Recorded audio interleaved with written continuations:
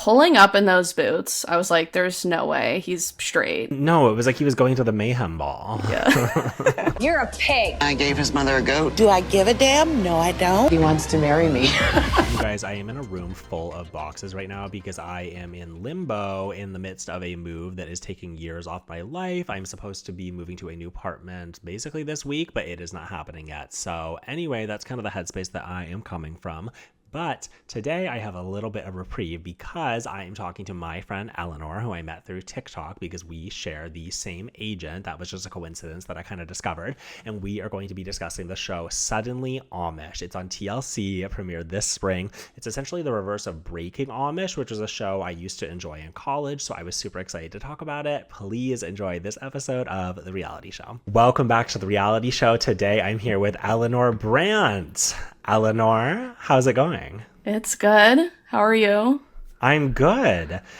Wait, where do you live? I live in Boston. Oh, okay. And did you just finish school? I graduated a year ago from law school, and then I moved to Boston. And where'd you go to school? Tennessee. Okay, fun. What part? Knoxville, UT. Oh, nice. Yeah, and then I just kind of up and moved to Boston without a job or a plan because I didn't want to be in Tennessee anymore, and here we are. Are you like a working lawyer? No, I'm not practicing law right now. I'm kind of just doing my creative stuff, but hopefully I'll get back into it in the near future. Nice. What, like, so you don't have you don't choose like a focus of like law, like during law school, do you? My interest was like labor employment. Okay. So I was really into labor law, but those are just like really hard jobs to get because they're like union jobs, really good. So yeah, kind of put it on the back burner, but that was kind of like my specialty. Oh, okay, cool. Wait, and then I found you originally through your like Tucker Carlson impressions, which although actually I like followed you before that, so I don't even know what originally I saw from you. Yeah. But anyway, I followed you and then I realized on your profile that you're with the same agency as me. Yes. And are you with Lainey also? Yeah, with Lainey. Oh my God. Okay, amazing. Shout out to Lainey. Yes, shout out to Lainey if you're listening. We love you. Okay, cool. Are you ever going to like post like more legal type stuff, or do you not want to like bridge the two? It's like I don't really want to get cornered into that because I feel like there are just so many lawyers on TikTok. I try to like bring my legal expertise when it applies, but I don't really want to like get into that niche specifically. Have you been following the Patagonia versus Patagonia stuff? I was just looking at it last night. I'm not that familiar. What is your stance? Who are you? Well, I was going to ask you since we, are in a court of law since you entered here. Yeah. I mean, it seems to me like from the stuff I've seen attorneys posting that it's like Patty probably doesn't have like much of a case. Yeah. And then, like, morally, ethically, that's an entirely different question. But it is funny. I mean, everything I think is just turned up a notch because, like, Patagonia is like, I don't know if it's like a B Corp or whatever, but like it's like a company that like claims to do good. So then obviously, like, people are even harsher towards them. Yeah. So it's interesting. Yeah, I feel like I don't even know if it's copyright or trademark. I definitely should know the difference between those two. But it's hard with that when it's like an individual versus a corporation where it feels hard to support the corporation. But ultimately, if they're like following the law, then like if we break from that, then it could hurt like smaller artists ultimately. Like other people ripping them off. But like in an individual situation, it feels kind of icky to be like, I support the corporation. Right. But again, I really haven't read that much on it, but it's interesting. Oh my God, wait, and I just noticed that you have like multiple pairs of boots displayed in your room. Yeah. Got my fry boots, the banana boots. I love them. Do you always keep them up there? Yeah, that's just my current storage situation. Love. Okay, well, we are here today to talk about Suddenly Amish, which right off the bat is such a funny title. I know. like Suddenly Amish. And you suggested it to me. What made you want to suggest that show? I have literally not seen anyone else talk about it. I feel like no one watched it. And the way that I found it was during one of the blizzards we had this winter. It was just like snowed in, and me and my roommates saw it and were like, Suddenly Amish, what is this? And then we became obsessed with it. So yeah, I just feel like no one knows about this show. Yeah, I saw ads for it for sure. And then I never heard a single person talk about it. And I did watch a little bit of Breaking Amish, like when I was in college. But, I mean, the concept of this one is essentially the reverse of Breaking Amish. So it's 6 individuals who are normies. They're English, which is what the Amish call non-Amish. And they go to an Amish community, kind of simple lifestyle, to go live the Amish lifestyle and see if it is for them. And that's why it's called Suddenly Amish, I guess. Yeah. They go to the Amish community, Lancaster. Yeah. Okay, and so that's something I was a little confused by, is I think they reference this later. So Lancaster is like a slightly more liberal one, That right? surprised me as well.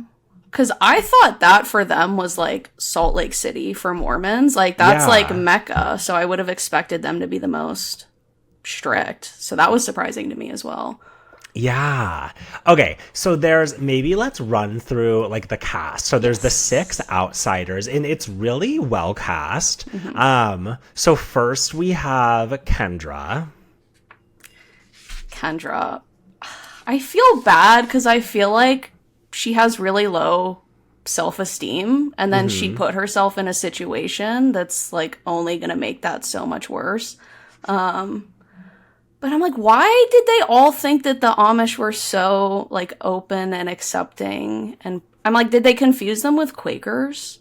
No, it literally feels like they got their wires crossed or something. Yeah. Like they somehow thought that they were going to like a theme park or something. Yeah. So basically, Kendra's situation is that she is a former OnlyFans creator, and then she kind of swore it off, but now she does like dance and stuff, and she shows up to the Amish community wearing a like very short dress, and then is kind of shocked when they are like upset by it, and I'm kind of like, girl, obviously, like what?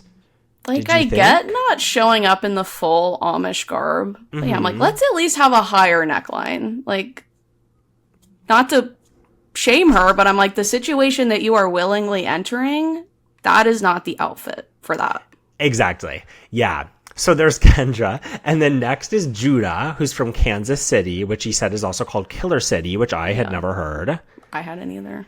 And he shows up wearing these like kind of like Lady Gaga-esque mirror boots, which I was obsessed with, of course. I'm and then so obsessed with him. Something that I was confused by is it's like, so for each cast member, they do like a little package where they show their family at home and like what they're doing and everything.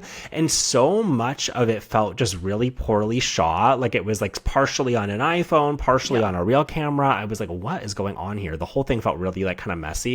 Yeah.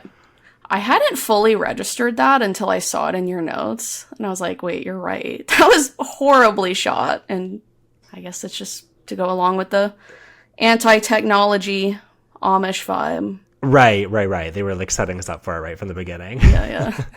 So there's Judah, and then there's Esmeralda, aka Esme, and she, I remember, says in her intro that she's not career driven and likes traditional roles, and that she weighs herself every morning, and she says that's why I need to go Amish.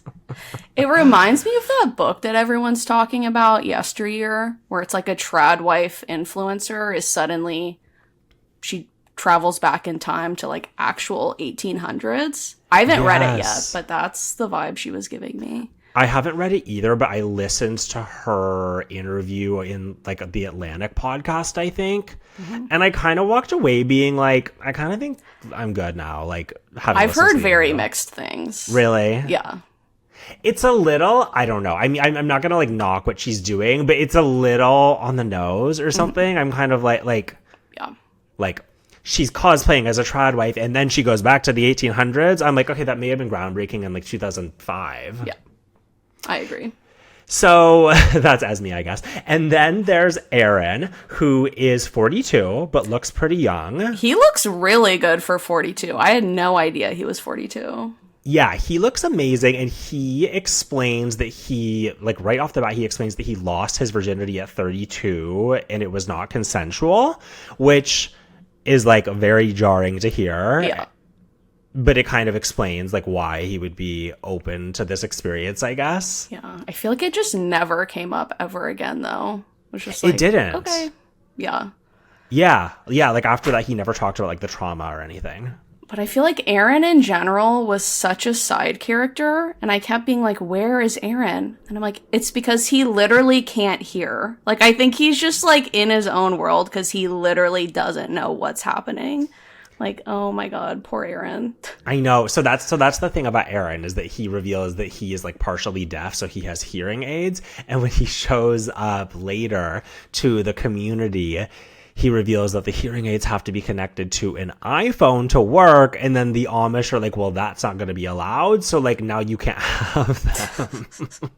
Like, that's, like, actual psychological torture, I feel like. It's really crazy, and I was just so confused. I was like, people had hearing aids in the 70s. Like, how is there no solution for this? Yeah.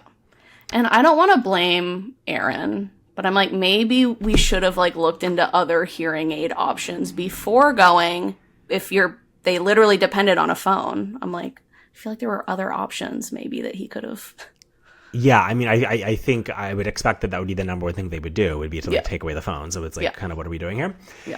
And then there's Matt, who is a hot guy, and immediately, like, you can clock that he's a heartthrob. He has twin boys, and he's divorced, which later on becomes an issue.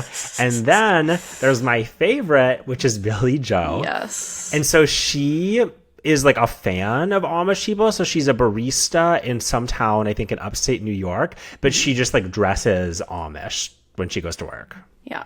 We also looked her up early on, and I think we found that she was a labor organizer, like a union organizer. Oh, cool. So seeing that, I was like, she's going to run this shit. Like, I expected her to be the ringleader.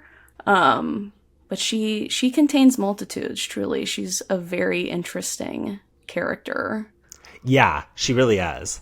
So they all show up to the Amish community in Lancaster, and the whole thing is, like, building up to the Reckoning Day. I think that's what they call it. Yep. Where it's, like, after, how long was it? I think it wasn't that long even. I think 3 weeks. Maybe a month. Yeah, like maybe 3 a weeks month. or a month.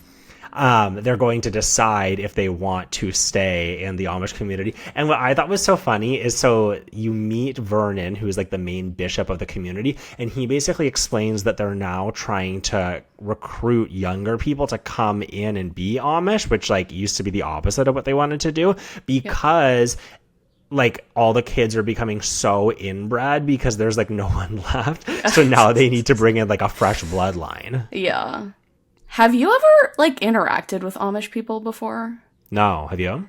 My only interactions with them were, I went to undergrad in Philly, and so every week they would set up this, like, big farmer's market with baked goods, which were delicious. But the kids working there were always, like, 12 years old, and they didn't speak English. And there was just, like, something off about them where I'm like, I feel like, yes, the inbreeding in this community is starting to show, for sure. Yeah. Wait, and they speak mostly German and Pennsylvania Dutch, right? Yeah. Not English. No.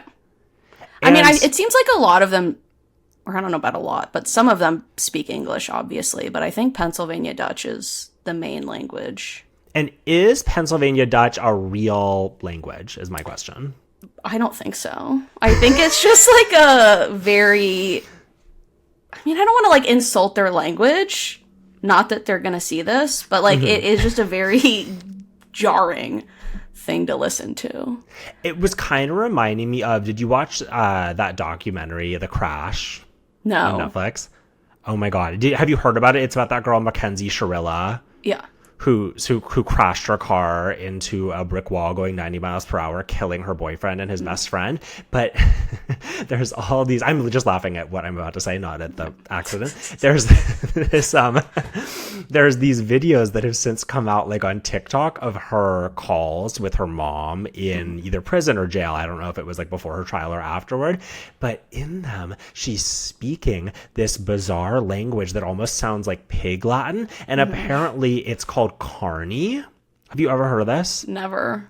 It's like a riff on English where you essentially, someone explained it in a TikTok. It's like you add ing to everything or something. Okay. So very similar to pig Latin, but it's like not real. But she and her mom are speaking it so fast to each other. It literally sounds like it's like Simlish or something. And it's funny too, because like now the recordings that come out, they're so not good for her. Like it's literally about her being like, it's like her being in prison after like everything's gone down. And she's like, can you update my Instagram bio? And then her mom being like, the Today Show mentioned you. But that's kind of what Pennsylvania Dutch sounds like to me. Yeah, it kind of makes me feel like I'm having a stroke listening to it. Like when they went to church for 3 hours. It's like I would not have been able to endure that. Like it's so grating on the ears. It's really difficult. So no offense. All six of them show up and they essentially get divided into these two houses, right? Mm-hmm. So one house is, what are their names? Wait. Okay, so one house is Alan and Sarah, who are just this very sweet, like, Amish couple. Sweet. Alan is super chill. He, I think, is related somehow to the main bishop. I think he's his brother. His brother. Mm-hmm. And they're, like, so chill. And then there's James and Emma, who are cousins, and that's, like, the other house. So they put 3 in one house and 3 in the other. And James has an interesting backstory, if you want to share. Yeah, so James has been shunned by his entire community and family because he was addicted to his phone, which honestly is real. Like, totally. That's would be me if I was an Amish person. Yeah, same. What do we think he was doing on the phone? That's the question. Yeah. And he also, like... So he's kind of like the black sheep, and I guess is now like he got shunned from his community, so now he's in a new Amish community in Lancaster because it's like more liberal. But in the first like shot of him, he's going through his suitcase full of contraband, which includes alcohol, and he takes out a bottle of Chambord, which is that like raspberry liqueur that you'll put on top of like a glass of like Prosecco or whatever to make a cocktail, and then just starts like guzzling it. It's so bizarre. He is such a fascinating character. He's very Rumpelstiltskin-esque to me. Just like a very devious, sinister little guy. Totally. He like freaks me out, honestly. Like I kept thinking that like at some point something was going to happen where he did something really crazy or shady, and then the producers had to intervene and he got like kicked off the show. Yeah. He was also giving, like, Stanford Prison Experiment Guard. Like, he was given just a little bit of authority, and he took it and was ruling with an iron fist. Totally. So once they check into, like, the community, they start to go Amish mode. So they go through their bags and look through, like, the contraband and stuff. And James is much more, like, strict than the other house is. And they kind of have, like, separate rules and everything. But again, it's just this thing where it's like they somehow managed to find 5 people besides Billy Joe who really knew the Amish stuff, who like literally had no idea what it was or something. Like they, for some reason, thought that they were going to be able to wear crop tops and have cell phones and like do all these things. And it's like, it's so strange. Have you never seen like a TV show about that? Like, I feel like you could pull a kid out of like a 3rd grade class anywhere in America and they would know more about Amish people than these 5 individuals. Like, it's so strange. And that's like what made it so good, honestly. Yeah. Like, and then I feel like the first drama of like the season is they try to like kind of convert their look so that they're wearing like Amish clothes and stuff. And Esmeralda has like big fake eyelashes and fake nails that they ask her to remove, and she refuses. She was really pissing me off with this. Me too. I'm like, come on, girl. Like, she has a pathological addiction to her lashes and nails, apparently. Well, it was also funny because I was thinking, like, the lashes thing I could kind of understand because if you're really used to them, it would change the way you see your face. But, like, your acrylics, girl, it's like, who cares? Like, it's Literally, not that big who of a deal. cares? Yeah. And, like, you're going to be, like, plowing fields and stuff. So, like, if anything, it would help you to not have them. Yeah. Yeah. And then episode 1, so I went back and forth on Billy Joe a lot because it's like episode 1, she was kind of pissing me off because her whole thing is she wants to act like she like really knows how to be Amish and she's been like celebrating the lifestyle and stuff. And then they show her the outhouse and she's so shocked by it. I'm like, honey, this is your dream. Like, you should be grateful. She's so, confusing. Because then also, to circle back to them going through the suitcases, she packed her vibrator. And that's when I was like, okay, she's just an agent of chaos. Like, she's just here to stir shit up. Because what do you mean you thought you could have that? There's no way. And she goes, well, are there exceptions for people who like don't have a partner? It's like, I don't know, girl. Worth a shot, I guess. So good. And it's like, I mean, from there, it's essentially like a kind of set of like Simple Life-esque tasks where it's like they go to like the chicken coop and they like take away their stuff and like, you know, very Simple Life. Yeah, I hadn't put that together, but I feel like it's very Simple Life. And then Judah immediately like struggles because he is afraid of birds because he had a traumatic experience with an ostrich when he was younger, so he doesn't want to go into the chicken coop. Yeah, like that sounds terrifying. And ostriches are like notoriously mean, aren't they? Yeah, and they're like really fast. I think they're way faster than you would think. They can run. Oh my god. So I'm like, I get it, but you are willingly moving to a farm, so let's suck it up a little bit. No, literally, like he was like annoying me. I was like, honey, like let's lock in here. Yeah. And then Judah also reveals in episode 2 privately, like in his confessional, that he's bisexual. Which made sense to me, honestly, because I was like, from the beginning, I was like, I thought he was like maybe trans or something. Like there was just something where I was like, you're not like putting everything out there right now. Pulling up in those boots, I was like, there's no way he's straight. Like, I don't know what's going on with him, but that is not a straight man pulling up in those knee-high boots. No, it was like he was going to the Mayhem Ball. Yeah. And then he's talking about like how he's like bi and like, is he gonna tell people? Because obviously it's like not super accepted. And then there's this weird scene where they're like doing this like dance and like singing and stuff. And then Judah goes, "My name is Judah and I am bi." So funny. So good. And then I feel like the next big drama is that James discovers that Matt, who's the hot one, has been divorced.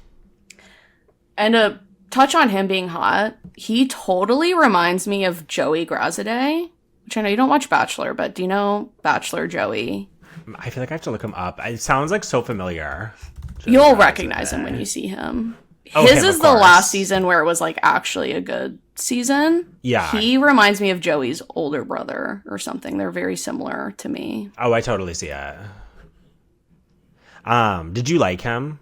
Not Joey, Aaron. I was Not like, Aaron. you have children at home. Like, what are you? It's like men are finding such creative ways to be deadbeat fathers these days. No, 'Cause literally. were you going to bring them with you? Yeah. And I'm like, or no, you go.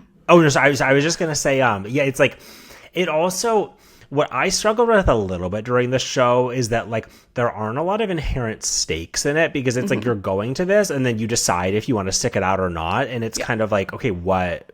Like, so then if you don't, you just go home. And for him, it's like, yeah, what are you going to do? Like, move there full time and just be like, bye, kids? Like, what was the plan? Yeah. I would love to hear what his ex-wife has to say. Oh, my God. Yes. We should have brought her in here. Yeah. Yeah, I feel like they needed like a challenge or something every episode. There needed to be something more than just following them every day because it was just, there's very low stakes. Yeah. But And what's interesting too that struck me about the show is that it's like, so they're, kind of assimilating into like the Amish community, but they don't interact with anyone else in the town because I think a ton of people refused to film for the show. So they're really only interacting with like the people in the house and then like a few others that they meet. Yeah. Yeah, it's not very representative of the community. Yeah, like, and even when they go to like the church service, it's like they film it from afar and like everyone is blurred out except for like the main people. Like they won't even show them. Yeah. And I didn't really watch Breaking Amish, but I feel like there was more Amish people in that. Like, I feel like they could have found more people willing to be on camera. Or maybe Breaking Amish was, like, their breaking point, and now they're, I don't know. I know. Don't film anymore. I can't really remember either. I mean, the only thing I can think of is that for Breaking Amish, I think it would have been easier for them to get buy-in from the existing people because the cast members were already Amish. So it's like they can be like, okay, let me ask my mom to be on the show. True. Whereas for this, it's all rando. So it's like, what leverage do you really have?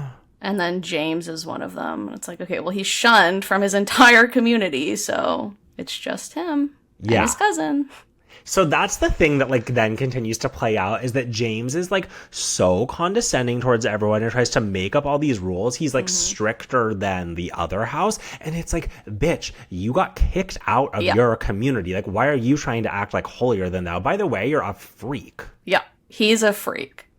Yeah, and like with the going to shop for Amish clothes in the boots with Judah, I'm like, let him get his boots. Like, he was so unnecessarily mean and strict about it. Like, that was so crazy. Yeah, so they go to like an Amish shoe store and like Judah's like looking at the boots and everything, and it's like, he's trying to find something to replace the like mirrored Lady Gaga-esque boots, and then James keeps like rejecting them, but I'm like, you're at an Amish shoe store. Like, shouldn't everything here be fair game? Yeah. And then Alan's kind of like, what are you doing? Yeah. Like, chill. Yeah. It's not that serious. Yeah, like Alan's telling you to chill. But the way James frames it is he's like, I have to really go above and beyond so that I can get back in like the good graces. Yeah. So yeah, which I'm like, does he want to be in the good graces of his original community or like this community? I don't know.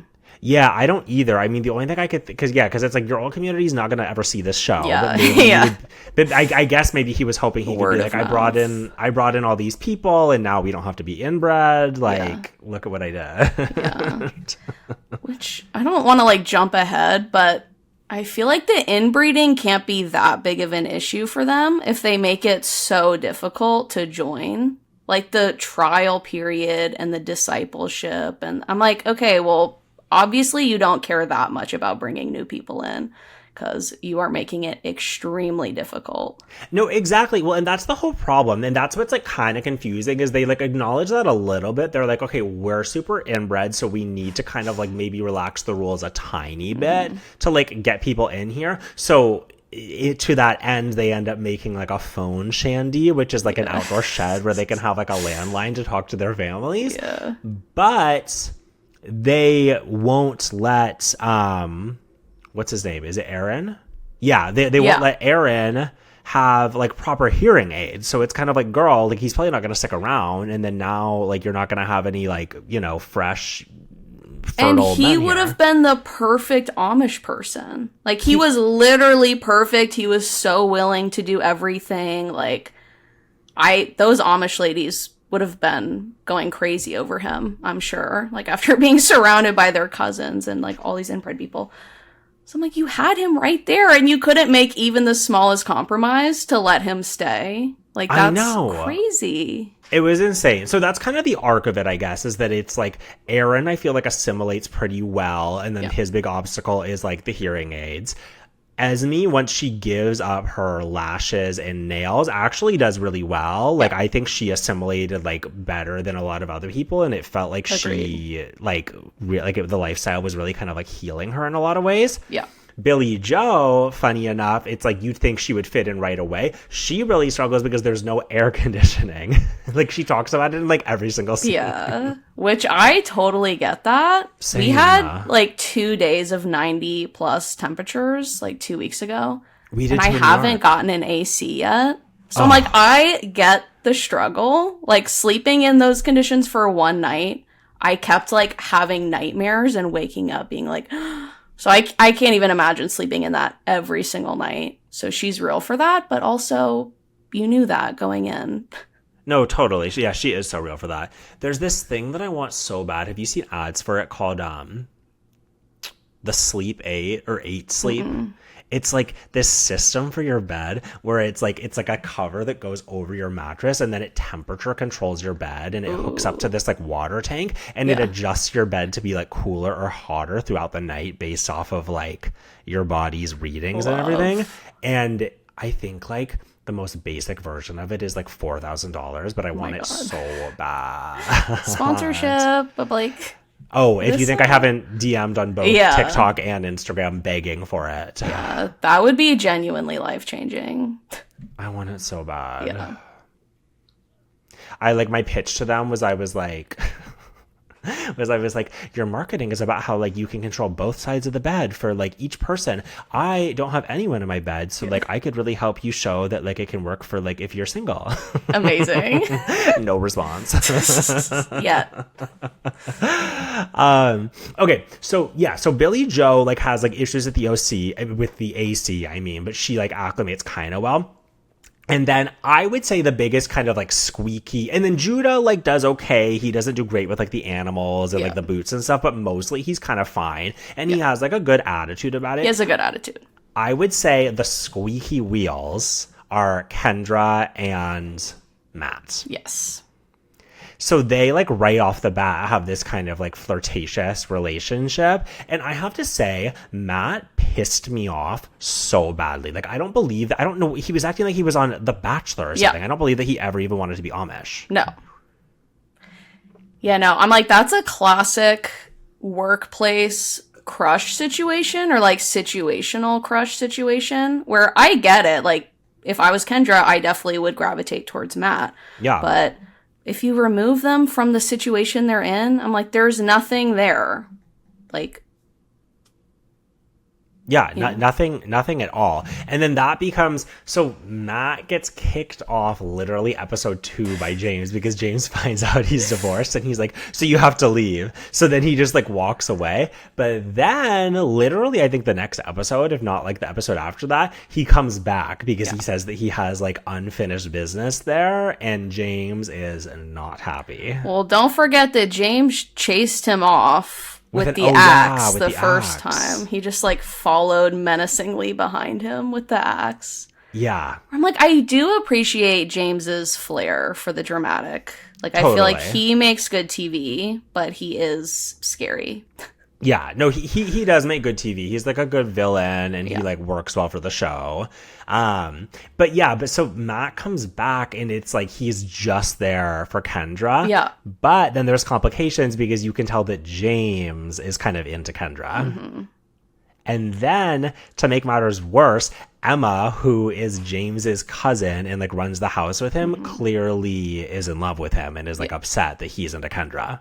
I'm obsessed with them immediately proving why the premise was necessary in the first place, because it's like, okay, these cousins, I mean, I guess it was more one-sided, but James was weird with her too. Like, I feel like he was kind of leading her on.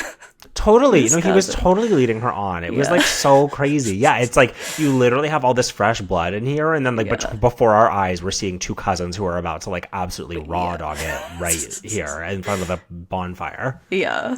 And then this is the other thing that was so confusing, is it's like they're at their houses, and then outside in a field, there's a bunch of younger Amish people who are having like a Rumspringa bonfire, which felt really random and confusing. Very random. I'm like, why are you in the backyard right now? Yeah. That was like what kind of was like amazing about the show, is that so much of it like didn't make any sense. Yeah. But then at that bonfire, they all drink, including James or actually maybe Emma doesn't, but Emma might not have. Yeah. James was partaking. James got like wasted and was like doing the limbo, like all the like new people were drinking. I was shocked. They had their like big bottles of like Barefoot, whatever that cheap ass wine is. It was like the Barefoot Pinot Grigio. Yeah. And then I think it's after that night that things come to a head with Emma and James, right? Where like Emma is like, it's like they don't fully show it. It's like the like hothead camera like in the house, and then you just hear like the hot mic. But Emma basically is like, I'm out of here. And then she leaves and never comes back. Yeah. But yeah, James like enters in a towel, and it's like, what is going on here? And then she had enough and she left. And I respect that. She had enough of James's bullshit. Emma was like pretty mature for her age. I think towards the end she reveals that she was only 23 or 24. Yeah. She was like wise beyond her years. Yeah, I agree. Loved Except maybe with Matt and Kendra on their date. But I'm like, you would think she would want the date to go really well, because then she gets her cousin all to herself. So I was like, girl, why are we self-sabotaging by Yeah, that's such a good point. Like she has no survival instincts when it comes to like having a man that she can inbreed with. Yeah, literally. So because Matt comes back and is like, I have unfinished business, and at this point he's just pissing me right off. He was so annoying. He's not wearing Amish clothes. He like doesn't respect the lifestyle. It's like, you're a guest in their house. Like James is obviously crazy, but like at least put in a little bit effort. And he's just there for Kendra. And I feel like was so malleable, and I actually think she could have really thrived in the lifestyle. But he just totally corrupts her. And then they go on that date at the river, and then that's when Emma appears like in the bushes with a stick and says that they need to like be that far apart. Yeah, I feel like Matt had no real interest, and that's where it's like Kendra definitely had some pick me energy about her, where I'm like, you're making friends in the house, like you're close with Billy Joe, but then you're just gonna throw it away for Matt. And it's like, you've known him for what, like 3 days maybe? Totally. No, that was like so sad to me. It's like at the end of the day, she like was not a girl's girl, and she was completely corrupted by Matt, because then Matt is like, I'm going to leave and we're going to get a hotel. So then he and Kendra go to a hotel or a motel. Yeah. And then James finds out, and then he goes, there's only one motel in town, so I'm going to go investigate. So he goes and just starts knocking on the hotel door with like one like person filming him on a Motorola Razr. Yeah. Boots on the ground. And oh my God. And James like has this amazing moment where he goes, there's probably only one thing happening in there. Yeah. Like referring to their sex. Yeah. And then Kendra's like, well, we could have been reading the Bible for all he knows. Okay, girl. I can't even imagine what goes down in that motel in Lancaster.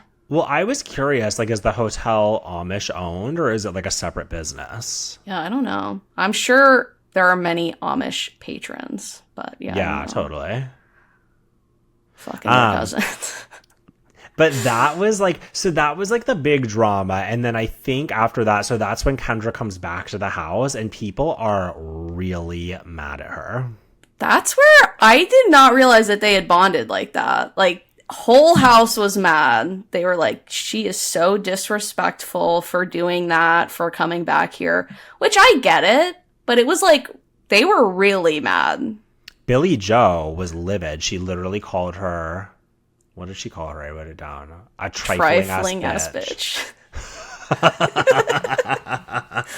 That's maybe my favorite line from the whole show. That was so good. But it was like, between the girls, I understood it. Yeah, because it's like, I feel like I didn't totally realize that either. But I guess Kendra and Billy Joe had gotten really close. And then Kendra leaves, so Billy Joe felt betrayed, as she should, because she is like, you know, this guy has been in and out. Like, we're ride or dies. Why are you kind of like abandoning me for him? And Kendra, I feel like, did come back and like groveled a little bit. Yeah. Matt, is that his name? I don't know why I keep questioning it. Yeah, Matt. Matt, on the other hand, comes back and gets mad at the other people in the house for like ratting him out and literally starts crying. That part was so like, what are you doing here? How are you mad at them? Like, he was disrespectful. Like, he was a trifling ass bitch as well.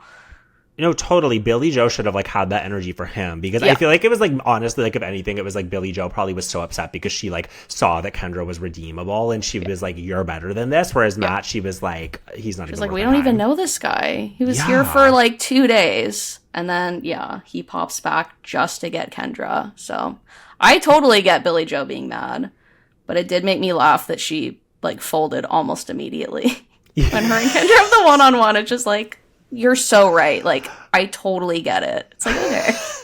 That was amazing too. It's like, yeah, then they cut to this confessional with Billy Joe and Kendra where like Billy Joe is like, you know what, you're right. Like, and I do understand that.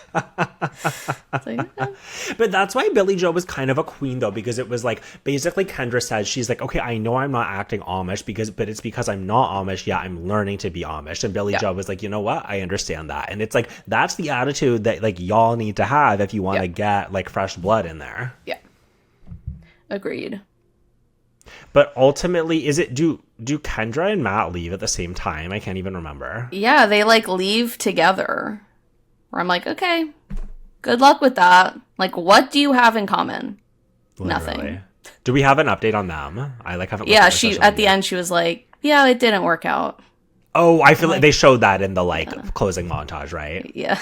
Who could have guessed? Yeah. Oh yeah, because in the closing montage they talk about how now she'll like say, it was kind of sad. She's like, I'll say no to like dancing gigs if the outfits are too revealing. It was like she almost like took like all like the bad like really patriarchal lessons from the community and then like went back and like applied those to her own life. Yeah, and she's like getting all her tattoos removed. She's going to Bible college. I'm like, whoa, girl. Yeah. Like, maybe I would have rather Kendra stayed in the Amish community and teach them to dance. Yeah. Yeah. How about that? Agreed. They need activities, clearly. I'm like, what are they even doing all day? They can't be sweeping and feeding the cows all day. Yeah, that's what's funny too is like they really only show them, maybe that's what was like kind of missing too, is like they really only show them like doing chores and stuff, and then they will, I mean, there's some sweet moments, like there's like a moment where Esme is helping Sarah grill and stuff and like bringing her. At one point I remember Sarah is like, can you grab me paper towels? I was like, paper towels? Yeah. How's that allowed? Yeah. Because they make their own pads. Yeah, and you tampons. would think. Yeah. So why are we using like, Brawny? It seems weird. Is that what it's called? What's that towel brand? I think it's Brawny. With the man, right? Yeah. Okay, yeah. Yeah. Yeah, and I feel like we just didn't explore any of the actually interesting dynamics about the Amish people. Like, something else that was just dropped in really casually was when they were talking about dating.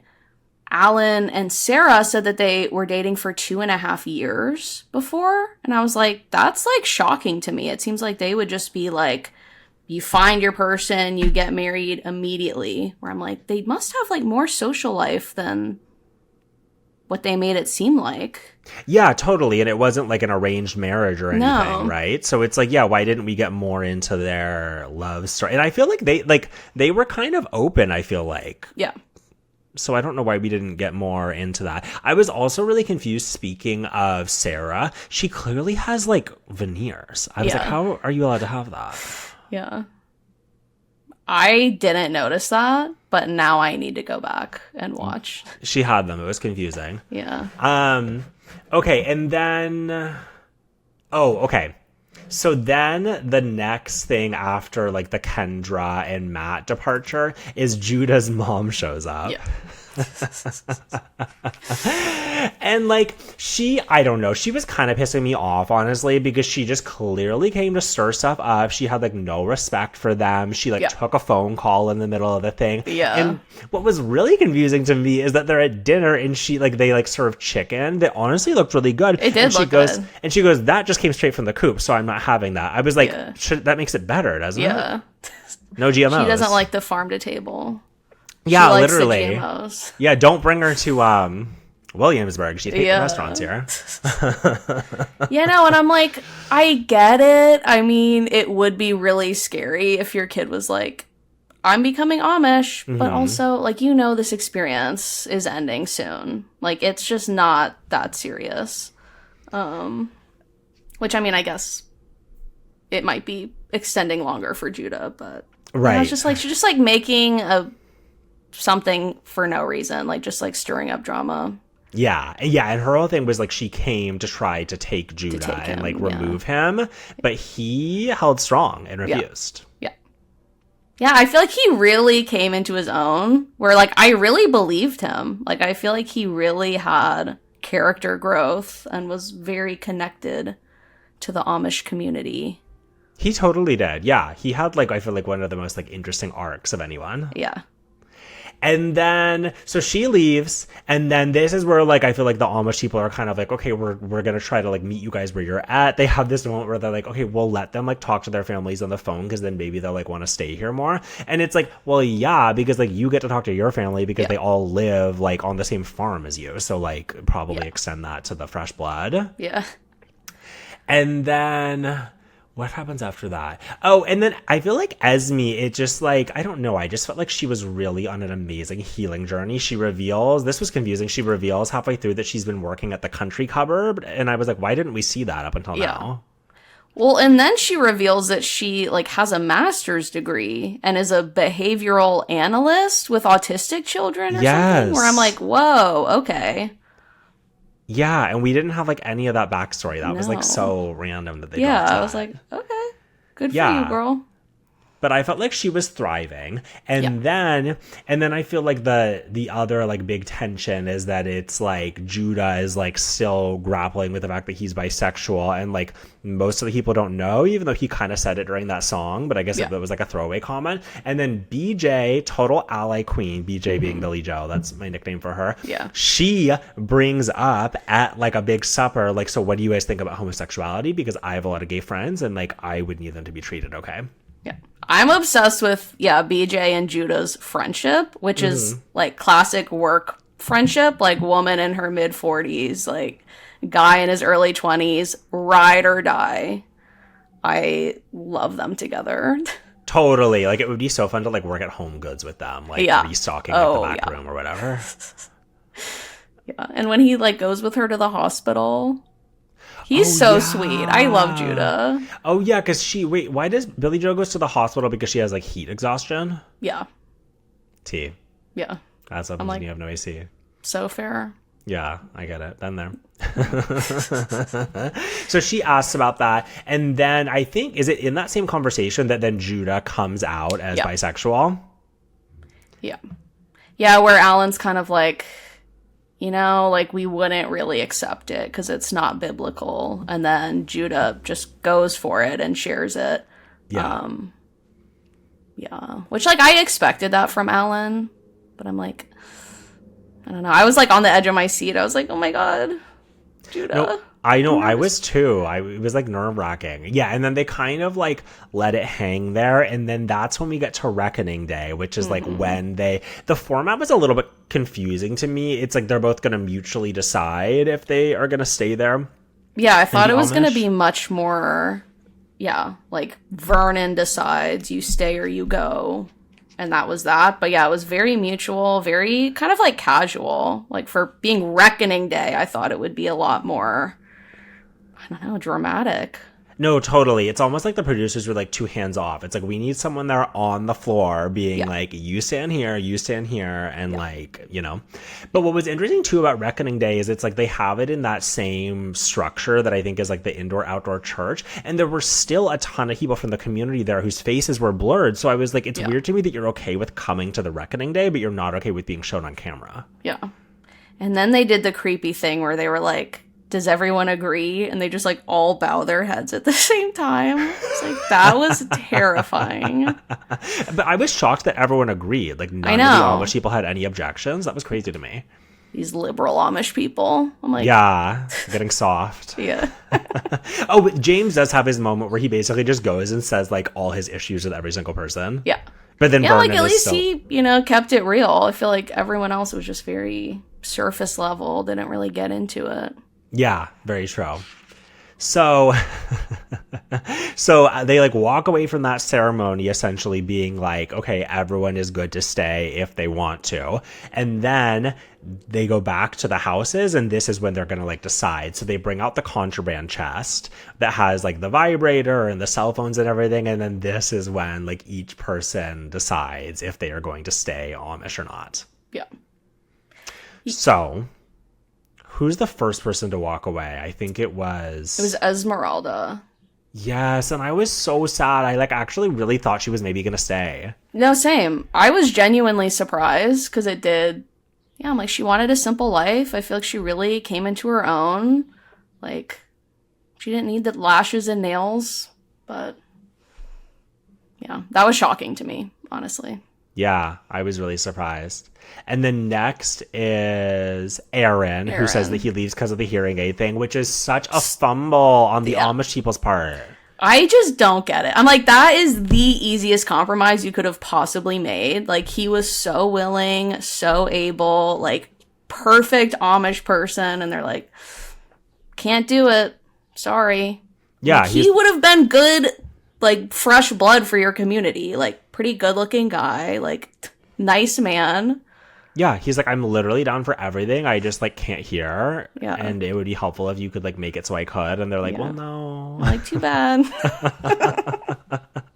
So they leave. And then we're down to Billy Joe and Judah. Yes. And should we say it? I guess we should just reveal it, right? Yeah. They both stay. And they're getting a house together. Yes. Oh my God. Yeah, they said they were going to get a house together. Yeah. And I think it said in Judah's like final package that he's considering joining like a Mennonite community where it's a little more liberal. Yeah. This could be a little bit more individualistic. Yeah. Which I'm like, it's a fair compromise.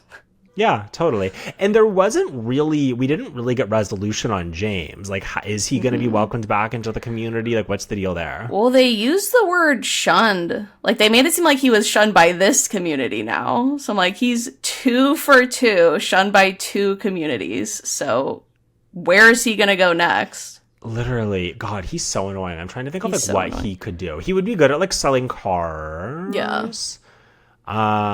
He would be good at having like a conservative podcast. Yeah. I feel very strongly that he would slip into like ChatGPT psychosis. Like, I feel like he would really be into ChatGPT. Oh my God, totally. Probably like Amish people are like the most vulnerable to like ChatGPT psychosis of anyone. Yeah. Oh my God, I like fell for AI the other day in like the most embarrassing way. Did you see any of those? Well, so there's real videos that are not AI of people getting stuck on that like drop ride in I think it was maybe Texas. Yeah. So obviously it's like nightmare, and I think they're like being held like upside down or whatever. And there's firefighters on it. I watched 2 different videos where it's the firefighters like POV from the top looking at the person, and it's this girl going, I can't, and she's like screaming, and I felt so affected by it. And I sent it to my friend, and I literally saw 2 different angles of that, and I was like, wow, this is such great footage. I guess in my mind I was like, oh, the firefighter's wearing a body cam. Not, and my friend was like, are you stupid? Like, this is literally a fake AI video. Like, why would this be real? And I was like, damn. I feel like 2 angles, that would have convinced me as well. Right? Yeah. Well, it's also just because it's like, who's making AI? It's just such a specific thing, you know what I mean? To be like, who's on the front lines making like AI reaction videos to like this like recent carnival disaster that happened 2 days ago. It's really specific. That's a good question. I'm like, who is generating this shit? Yeah, it's really not clear to me. No. So that's like the end of it. So ultimately, do you think it'll have a second season? Because I don't know if it's been announced. I don't think it will. I feel like it just didn't get the traction, but also I feel like it only took $5 to make it. So anything is possible. Totally. I agree with that. Like, it seems like it would be really cheap to make because they're just like filming in this house on the farm, and it's like all the, you know, I'm sure all the contestants got paid like $2 to be on it. But yeah, I think ultimately it just seems like they didn't have enough like access to anything, and they were kind of grasping at straws for what they could even film because like most of the community was not okay with them. Agreed. But I'm like, I wouldn't mind revisiting Alan and Sarah. Like, I love them. They're so sweet. No, me too. I loved Alan and Sarah. One thing I do want to bring up is that crusty white dog. Oh my God, who would be like asleep like in their arms. He took him everywhere. That dog was everywhere. And I'm like, I just think it's really beautiful that crusty white dog exists in every culture. Like, it transcends. And you already know that Alan did not want that dog. And then it became his dog. Like, it went everywhere with him. Well, and I was thinking too, because at first I was like, oh, I bet they're not allowed to have, I don't know why, I thought maybe they wouldn't be allowed to have pets, just because I feel like sometimes in extreme religious communities they can't. Like, I think Hasids don't have dogs, but Amish love their dogs, I guess. That dog was everywhere. But they also, I think, like, run puppy mills. Like, I think that's something that Amish people get in trouble for. I'm pretty sure it's them. What kind of dogs? Like French bulldogs? Doodles and, like, designer dogs. There's, That's so weird to me because it's like, talk about playing God. Like, the hubris to, like, do that. But not Alan. He loves that little crusty white dog. Interesting. And I also, so after I finished it, I was like Googling like Amish recruitment, like young people, like repopulating or whatever, and nothing really comes up because I thought I was going to find, some sort of New York Magazine article about how like this is a real push and Amish communities are trying to bring new people in, but I couldn't find any evidence of like that actually happening. So I'm like, is this real? Like, how did they find these people? Yeah. So interesting. Oh, also one thing. Billy Joe's date. Oh my God, wait, we didn't talk about that. No. Okay, so Billy Joe gets introduced to this guy who is a painter because he hires Aaron to do like a job, and they go on this date. Yeah, and he has some nipple piercings. Yeah. Both. Yeah, and so some hidden tattoos. Yeah, so he's like so awkward. But it's so funny watching that date. I was like, okay, Billie Joe is such a queen. She's a total charmer. She's carrying this date. She's an amazing first date. And Jacob is like essentially a rock wearing like a bowl cut wig. Like, there's not really anything going on there. Okay. And then he reveals, that he has nipple piercings and tattoos. And then she tries to feel them. And then she asks him to like unbutton his shirt so that she can look at them. Yeah. It's like, what?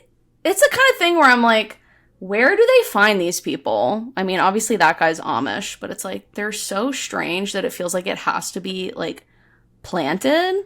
But then they're so like, no one would act that way, like if that wasn't actually how they were. Totally. For that it's like I don't think you can fake that. Like that was just true inbred awkwardness. I've been on, honestly though, it's like I've been on, when I was watching it, I've been on so many dates like that, literally. Yeah. Where the other person is like not saying anything and I'm like, so what do you know? And they go, okay. When Billy Joe brought up the dating thing, I'm like, it can't be that much worse than like going on Hinge, honestly. Literally. Like it's bad out here. Are you on Hinge right now? I just re-downloaded it like 2 days ago. How is it so far? It's not good. Like it I'll probably delete it in like a day. Yeah. I'm not very good at dating. I like re-downloaded it a few months ago because I had been off for like years. And there's like I find there's an initial excitement when you first get it because like I think they probably give you like good matches at the beginning too because they want to like incentivize you to like be on the app more, Yeah. So you're like, oh my God, there's all these exciting people. But then it's like you run through the good people and then you're down to kind of like the scraps. And then on top of that, like even like when you have a conversation with a good person, like 60% of it falls off, and like on my end too, like I'll forget to respond or whatever, but like, like you'll have like a conversation with someone and then it just totally falls off. Like it's just, it feels impossible sometimes. I've heard that Tinder honestly is better because Hinge has all these paywalls now or like people pay for crazy stuff, but I haven't gone on Tinder, so I can't speak to that personally. I'm like, interesting. Yeah. There's this new thing on Hinge I saw last night that I actually like, and I didn't understand what it was at first, but it's like people have like a flashing pink or a purple heart next to their name, and certain people do, and that means, I don't know what they call it, but it's like they have a word for it, but it means that that's a person who like responds to messages consistently and like is good at using the app. And I was kind of like, okay, like I don't know, you could say that it's giving like Chinese like person rating system or whatever, but I was like, no, that's helpful to know because now I can be like, okay, is this person worth like my time? Yeah. Interesting. I saw a TikTok that someone did that was like, these are my suggested like updates to Hinge and like different types of likes you can send, where it's like someone and it's like, I'm just kidding, unless it's like, and then someone else it's like, I know that you're out of my league, but I'm still gonna send this, but just know that I know, like stuff like that. I'm like in a convo right now with this guy that I went on an amazing date with last week, and he's like such a low affect texter, and he was from the beginning, like before the date. So, you know, I'm thinking, okay, like don't take any of it personally. It doesn't mean anything. And then the date went really well, and he was like, let's hang out again soon. But every message, it's like he waits a day in between. So then I'm like, okay, well, I'll wait a day in between. Yeah. But it's like he's not keeping the convo going. So I don't know what to. I'm like, I don't know. I'm like, do I ask to hang out? But also, like, I don't want to feel like I'm like chasing someone, you know? Yeah, that's frustrating. So I don't know what to do, but I'm obsessed. Yeah. Do you like to text a lot before you go on the date, or is it like you'd? Yeah. I don't. And that's what's funny too. I'm not even a huge texter in general. Like, I actually think that like people text budding relationships into the ground, and it can ruin it, because it's like when you don't know someone, it's just so easy to, you know what I mean, fill in blanks that you shouldn't fill in and misinterpret stuff. Yep. But I just like texting enough to like get to hanging out again, and that's not currently happening. Do you like to text before the date? No. Yeah. Because, then it's just awkward in person, and it's, I'd much rather just be like, okay, we're going out, and then I'm not a good texter either, but when it's that thing where it's like waiting a day in between, it's hard to feel like, they're that. I mean, not that he's not excited about you, like, I don't know, but it's just like, it kind of fizzles out the excitement where it's like, okay, like, gotta wait 24 business hours. Yeah, exactly. Yeah. God, it's tough. I really, for the, like the messaging before, it's like, I just want to like do like a few things to make sure that the person's not like crazy. And then. Yeah, exactly. You know. Wait, so I love your like Tucker Carlson stuff. Like what other stuff do you have coming up? I mean, are you a Love Island watcher? Okay, so I have never watched a full season, and this year I'm like, it's time to buckle the fuck down. Mm-hmm. I am going to be watching it if it's the last thing I do, because I want to be in on the discourse. So as of tonight, I am a Love Island watcher. Hell yeah. Yeah, that's what I did last summer, where I was like, I'm sick. I didn't watch season 6 or whatever it is that everyone's always like, this is the best season of reality TV I've ever seen. I was like, I just don't like feeling like I'm missing out on a cultural moment. So I buckled in last year. Now I feel like, getting ready for tonight. It's not my favorite, but I'm like, I like feeling like, I'm part of the moment. I can, have my place in the discourse. Yeah. So go ahead. I'll probably be making videos about that, but we'll see. Oh my God. Well, I can't wait. Yeah. I'm going to try to do the same, because it's like such a big conversation and I've never done it before, but it's like, let me log in. I really need to. Yeah. But on the Tucker Carlson front, I did get one request that was like Tucker Carlson if he was on Glee. So that's something that's cooking at the moment. Oh my God, I can't wait. Wait, and also if someone's like listening and they don't know what we're talking about, like they haven't seen your videos, Eleanor does these really amazing impressions of like Tucker Carlson talking about heated rivalry, or like Tucker Carlson if he was had a Grindr profile. Actually, I don't think you've actually done that one, but that could be a good one. No, that could be good too. Like, I could put him in so many situations. Totally. It's like the gift that keeps on giving. When did you start posting on TikTok? I started posting consistently probably in like 2024. So it's been like a couple years. I think same. Yeah. Did you have like steady growth with it, or were there like certain like times where you had bursts? There have definitely been bursts. Like, heated rivalry is probably the biggest one. Like, I feel like in the past 6 months that like really... The Tucker Carlson heated rivalry one? Or just like heated rivalry in general, because I was insane and made like 100 videos about it. So I feel like, that's actually how Lainey found me. But okay, nice. Yeah, so that was a big one. I started making videos about like old TV shows like Smallville and Buffy that kind of was like a boom a couple of years ago. Because those are things where it's like niche, but the people who like that like really like it and will really engage with that. So like once you find that community, it's nice. Yeah, that's fun. Yeah, I feel like, I know I'm always trying to like find my way with that stuff, because it is like, when you can like hone in on like a niche thing that people are really into, it can be so fun. And I guess for me, that's like kind of older, like Y2K era reality shows. So I've always wanted to find some way to do a more consistent thing where it's like, I don't know. It's like, I guess like some people will do like full like YouTube like reaction videos to like full episodes of stuff. Yeah. I guess it's normally like old stuff because it's like obviously you can't just upload a full episode of Love Island to YouTube because it'll get taken down. But I've seen it with like some older stuff, but I just never feel like I've like figured out like how to do that or like how to make it interesting. I don't know. Do you have any other like shows that you're gonna cover on the pod? On the horizon? So I'm doing Gallery Girls with my friend Danielle. Have you ever seen that? I've never heard of that. It was this show on Bravo about like girls who work in the like art scene in New York. Ooh. Yeah, it came out in like 2013. I actually wonder, Gallery Girls Bravo. It's like, oh, it was 2012. When did when did like Girls come out? I think 2012.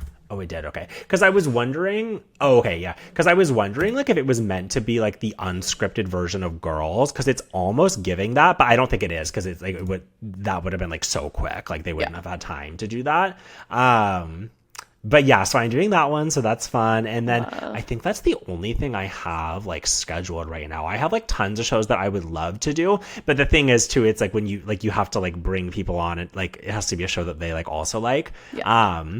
So yeah, but this was the first kind of more like TLC, like Discovery-esque kind of show I've done, and I like doing shows like this. Yeah. I loved your episode with Holly Madison about Rhode Island. Oh my god, thank you. That one was like so fun to do. Yeah. I've never gotten into Housewives because it's always just felt so overwhelming and I don't know where to start. Yeah. So Rhode Island, I was like, okay, I can get in on the ground floor here. And yeah. So I'm really enjoying it. Oh, you're up to date? I haven't watched the most recent episode, but other than that. Okay. Yeah. I'm excited for you to watch it. Liz goes really, it's so weird. It's like, I loved Liz. She's going off the rails in a way that's like not cute. Yeah. Yeah, I feel like I was like very attached to Liz early on. Like Buddy Isma, that's the current vocal stem of my apartment. But yeah, I'm like, Alicia is my favorite. And I'm like, don't fuck with Alicia because you're going to piss me off. Okay, well, you're prepared to be pissed off when you watch the next episode. Yeah. Are you Team Rosie or Team Kelsey? Rosie. Really? Yeah. Okay, I don't know why I'm acting so surprised. That's what most people are, I think. Yeah. Which I cannot tell those two apart, like if they're in a group setting. I know all of them kind of look similar, but those two, I feel like they're identical twins. Like I need a name on them if they're interacting because I cannot tell them apart. That's so funny because for me, like when I first started watching Houses of Rhode Island, I could not tell any of them apart. And even like I did a game with my friend where we tried to identify them and I couldn't get a single one right. Yeah. Now I look at them, I'm like, they're completely different people. Yeah. It's just those two. I still just can't. Well, they're the two like youngest, I think. And they do like the most similar for sure. Yeah. Besides Liz and Dolores, of course. Oh my God. Yeah. Do you like Ashley? She's fine. Like, I think she's like a little bit cringe, but you need one person who's just kind of like lighthearted. I saw someone posted a thing like a video of her today and they were like, she never knows what the fuck is going on in every single scene she's in. Yeah, she's endearing at times. She can be kind of annoying. It's really funny to me that Jared is just like slaving away in this coffee shop that they own. I'm like, oh my God, he is just working himself to death. Yeah. Oh my God. His jawline is so crazy. It's like kind of scares me. Like, I don't think he's hot just because he's too angular. Oh, see, I do think he's hot, but it is like in a kind of grotesque way. Yeah. Well, do you have anything like coming up that you want to plug? Nothing in particular. Just like, just general TikTok, Instagram stuff. Yeah, nothing too exciting. Yeah. What are you doing the rest of today? I'm gonna watch Love Island tonight. Between then and now, probably just hang out. Nothing. Oh, I'm gonna watch New Rhode Island, actually. Oh, yeah, you gotta catch up. Yeah. Nice. Yeah. What about you?